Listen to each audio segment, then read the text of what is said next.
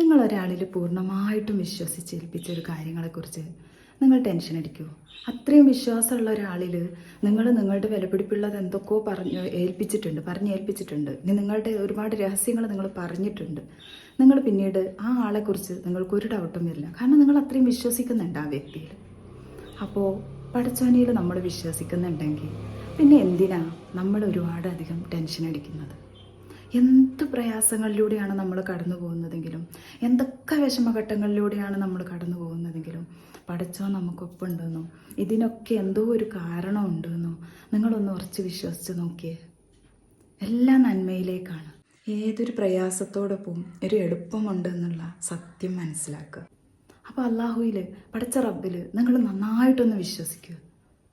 ആ വിശ്വാസം നിങ്ങളെ കൂടുതൽ മാനസികമായിട്ട് ശക്തിയുള്ളവരാക്കുകയുള്ളൂ. അതോടൊപ്പം പടച്ചവൻ്റെ കാരുണ്യം നിങ്ങൾക്ക് ഉണ്ടാവുകയും ചെയ്യും.